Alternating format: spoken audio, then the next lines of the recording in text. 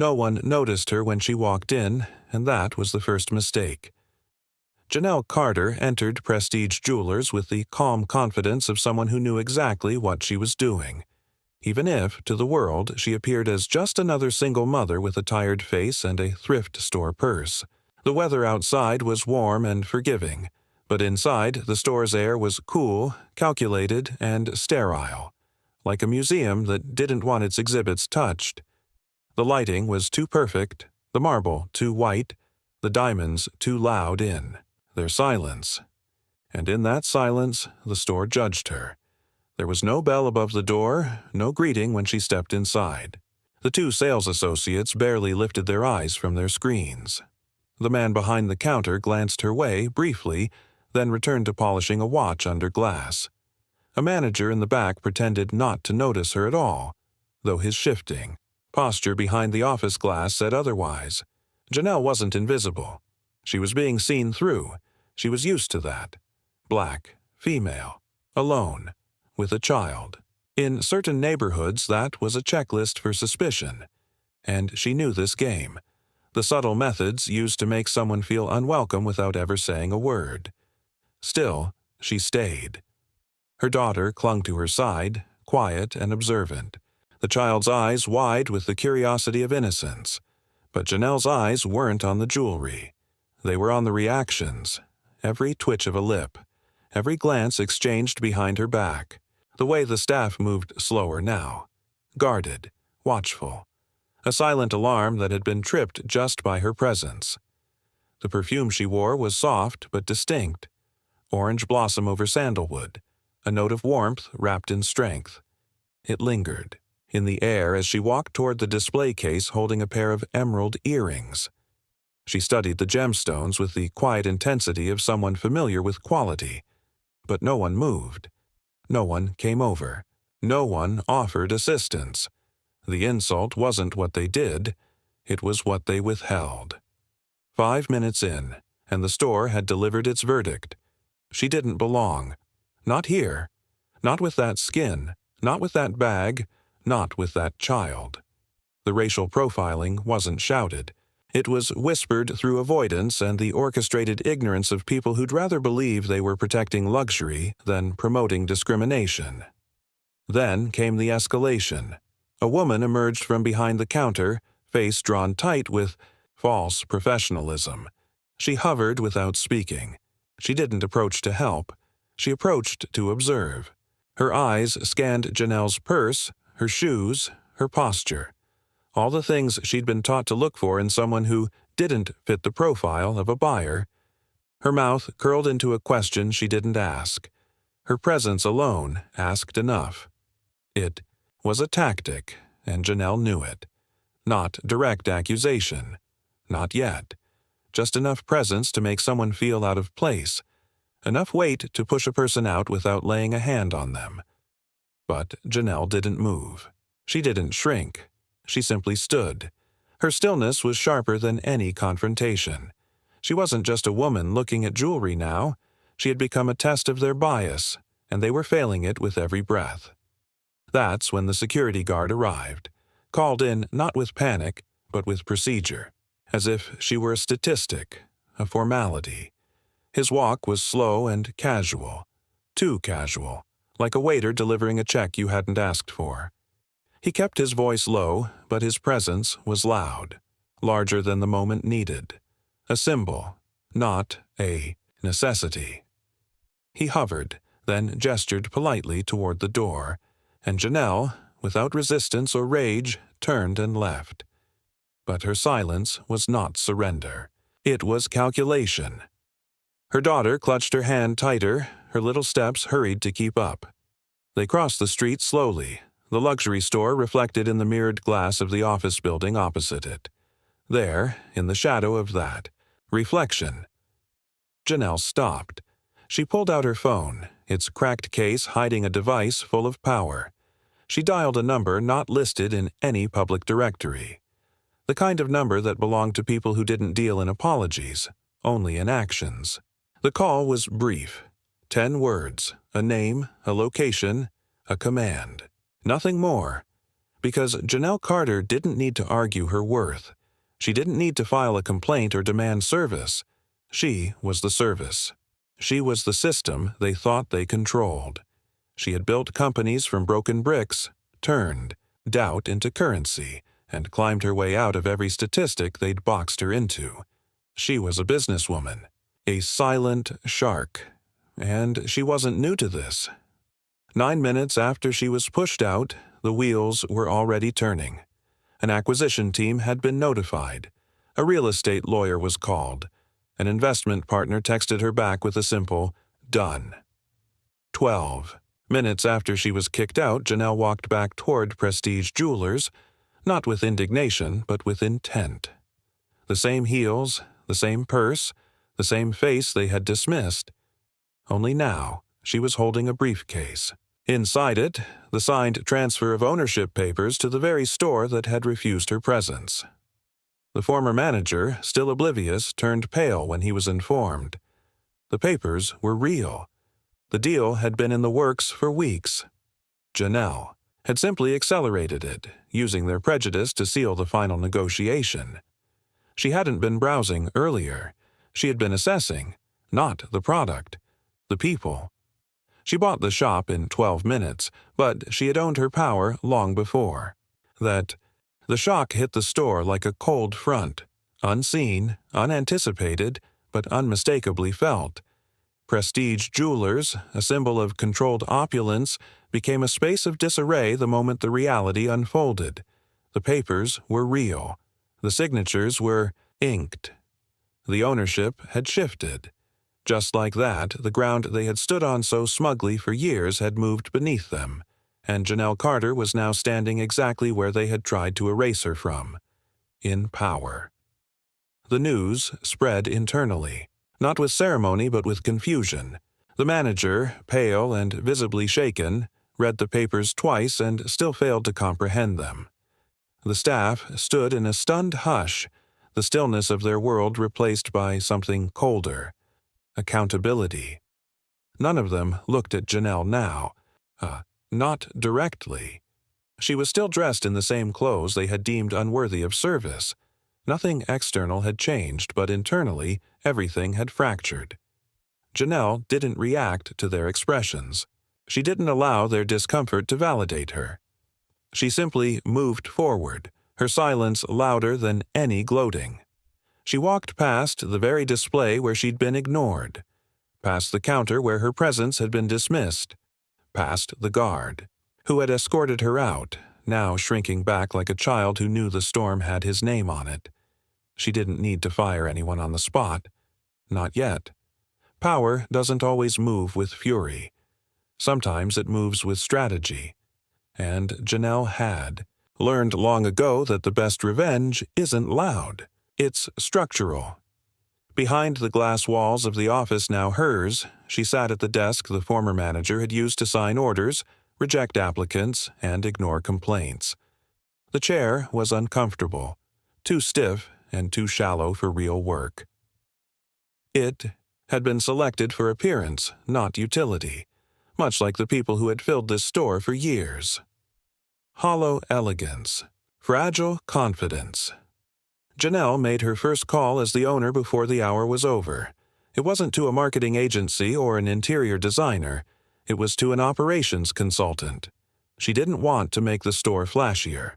She wanted to make it functional, fair, real, profitable in a way that didn't rely on exclusion to maintain illusion.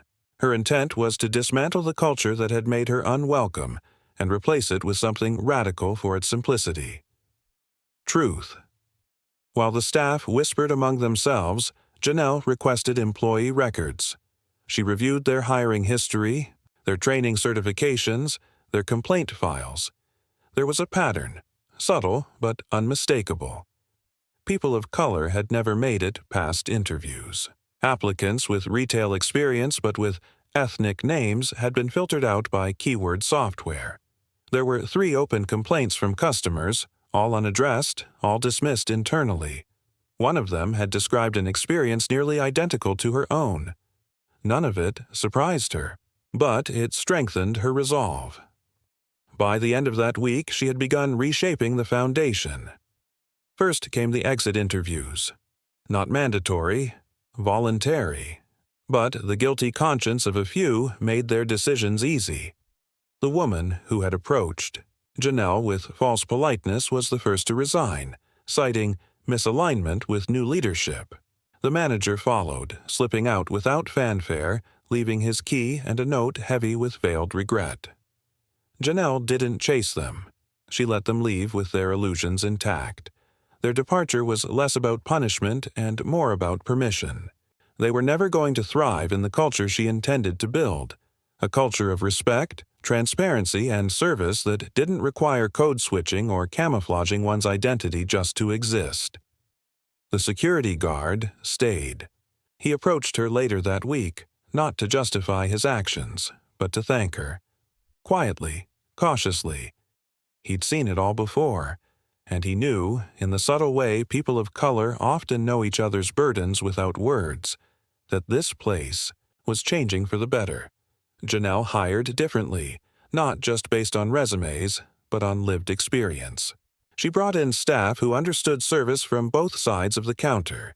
She created a mentorship pipeline for young Black and brown professionals interested in retail management. She implemented transparency in pricing and introduced ethically sourced lines of jewelry made by artisans from underrepresented communities. Prestige was no longer just a name.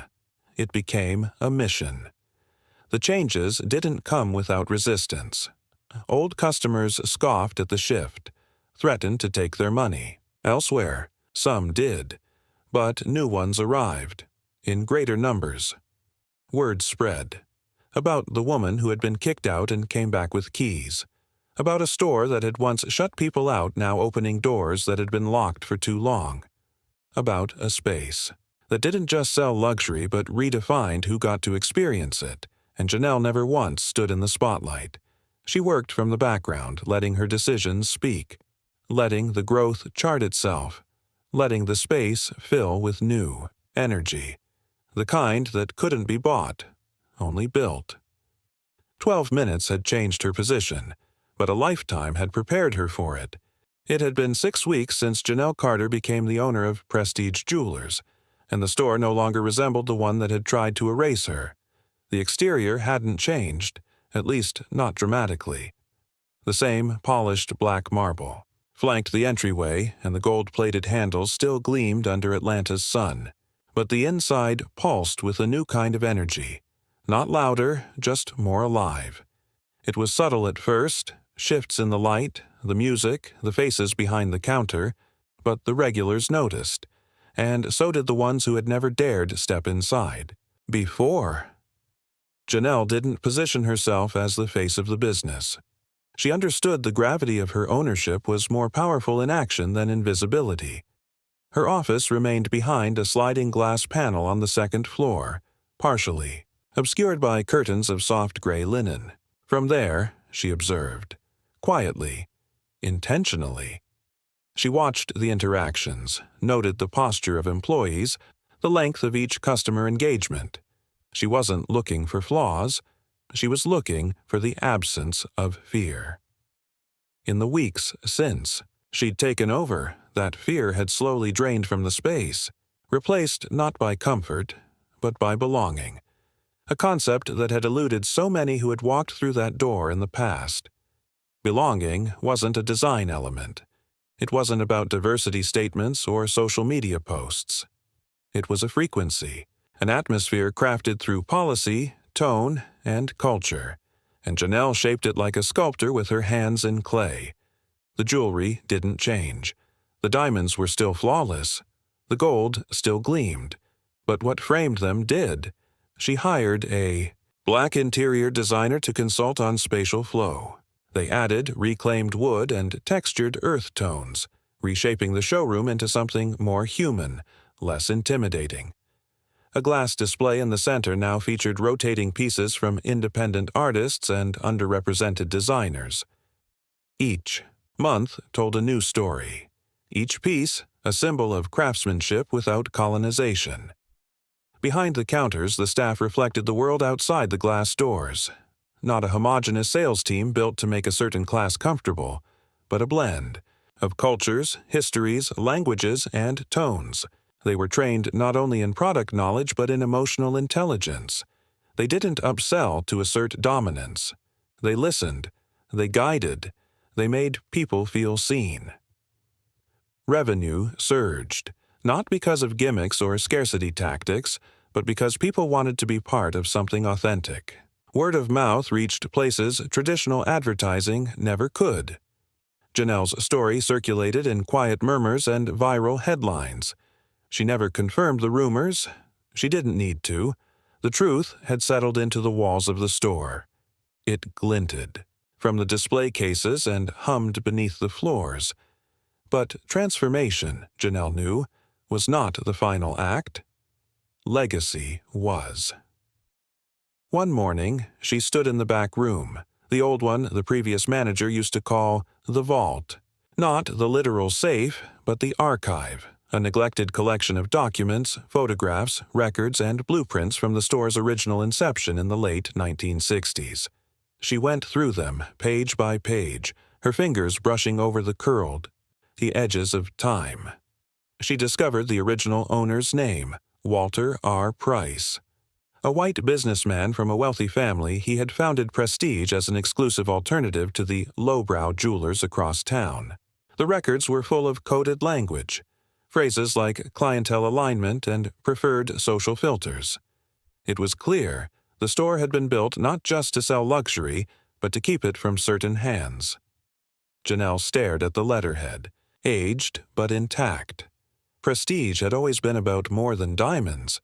It had been about control, access, gatekeeping wrapped in velvet, and now she held it in her hands. The weight of that moment didn't crush her. It rooted her. She realized then what she had truly bought. Not a store, not even a brand, but a weapon, one that had long been used to separate. Now, in her possession, it could finally be used to repair.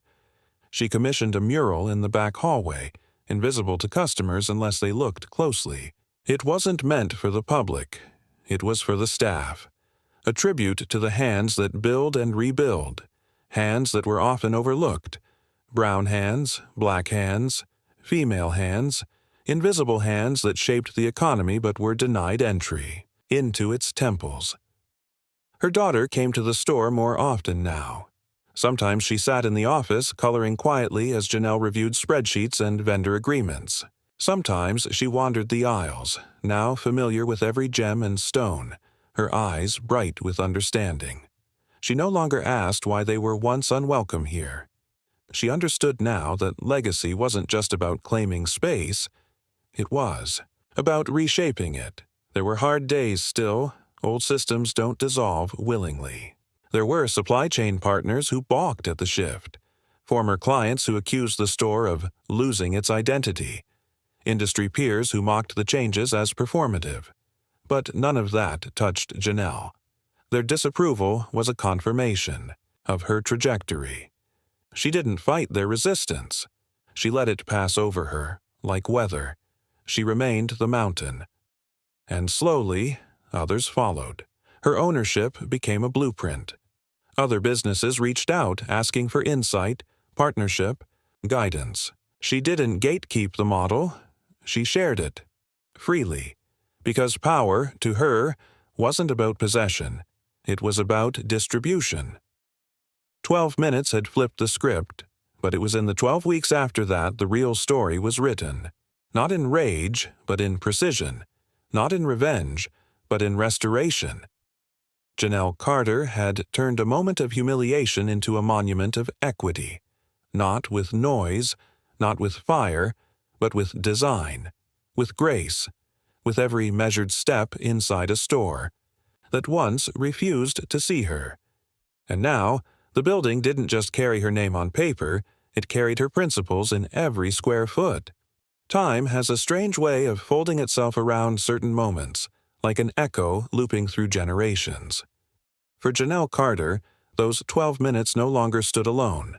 They had become a pulse behind everything she touched, a reminder, a spark, not of vengeance, but of value. 3 months had passed since she took ownership of Prestige Jewelers. The store that once regarded her as unworthy had become a living, breathing space of restoration. But the world outside was only beginning to understand what had happened. The headlines were brief. Viral tweets were loud, but temporary. Internet. Applause faded as quickly as it came. Yet none of it had ever been about the spectacle for her. It had been about the root. Every morning she arrived before the others, slipping in with the quiet dignity of someone who no longer needed to prove she belonged. She moved through the rooms not as an owner, but as a steward. She touched the glass counters with a kind of reverence, knowing how easily these surfaces had once been used to separate rather than display. She read the names on customer receipts, not for recognition but for reassurance, seeing more diversity, more local addresses, more last names from communities often ignored. She studied trends not just for profit, but for patterns. Tracking. Who was being served, who returned, who felt safe enough to linger. She didn't need loyalty programs. She needed trust patterns. And they were forming, quietly, like rain before it gathers into rivers. Behind the showroom, the staff held team, huddles under new rules. Not the robotic, high-pressure briefs of old management, but check-ins rooted in listening. No scripts, no quotas weaponized against employees. Instead, there were discussions about empathy, accessibility, even joy. It was a strange thing to introduce to a space built on elitism, joy. But Janelle insisted on it, and in time, her staff came to expect it. In one of the training modules she designed, there was a single slide that read, "Your power is not in the sale. It's in the way someone remembers how you made them feel." It became an unofficial mantra, passed around like gospel. But outside her walls, not everyone cheered. Janelle began receiving letters. Not the kind with stamps, the kind that arrived, through legal channels. Anonymous claims of unfair competition, noise complaints fabricated from nothing. City inspectors began visiting more often, citing outdated permits that had never been enforced before. The resistance didn't wear hoods or use slurs. It used policy, bureaucracy, paper cuts designed to bleed a vision dry. She met it the way she always had, with structure, not outrage. Every attack was answered with documentation, compliance, and a layer of armor made from experience. She had been underestimated her whole life. What her detractors failed to realize was that every roadblock sharpened her, and still, she built. She launched a community engagement program, hosting financial literacy workshops for young women of color. Not in conference centers, but right there, in the jewelry store. Surrounded by the very symbols once used to mock them, young girls learned about credit, negotiation, and equity. They didn't just admire the jewels behind glass. They learned how to invest in themselves beyond sparkle. She partnered with local schools for internships, paid ones, where students could learn retail, customer service, and merchandising. She didn't offer them token access. She offered them an education in power. Prestige became something unrecognizable to the city's old guard. It wasn't just a jewelry store. It had transformed into a case study in reclamation, a cathedral of sorts, not of religion, but of resilience. Janelle stayed out of the press as much as she could, but the gravity of her story pulled at media outlets like the moon pulls the tide. They wanted interviews, profiles, inspirational. Pull quotes. She declined most of them. She didn't need her face on a cover to validate her work. But once, just once, she agreed to a feature in a small local magazine run by a Black-owned publishing house. The article didn't ask about the racism she faced. It asked about her vision, her business model, her legacy. It treated her, not as a symbol of triumph over oppression, but as a leader with a blueprint. She framed the article and hung it in the back office beside the first ledger entry she had made after taking ownership. Not for visitors to see, for herself. A reminder that even when others framed the story around pain, she had always been building from purpose. 1 year to the day after she had been kicked out, she hosted a private anniversary event. No influencers, no press, just staff, family, and the community that had embraced the evolution of the space. The store stayed open late that night. The lights glowed softer. Jazz played from a record player tucked behind the front counter. At the center of the room, a new glass display stood alone. Inside it was a single, unpolished stone, raw, uncut. Beneath it, a plaque read, "What they rejected was not unfinished. It was unrefined. Let them learn the difference." Janelle stood near the entrance as people wandered through, admiring the new collections, sipping wine, laughing, living. Her daughter, now taller, moved between guests with comfort, as if she too owned the walls that had once threatened to erase her. She wore a bracelet, silver, simple, engraved with the coordinates of the store. It was more than a location. It was the turning point, and when Janelle looked up for just a moment, her reflection in the store's glass door caught her eye. Not distorted anymore. Clear. Grounded. Whole. She didn't smile out of pride. She smiled out of clarity. Because power, real power, isn't loud. It doesn't always storm through the door demanding to be seen. Sometimes it walks out silently, waits 12 minutes, and comes back owning everything.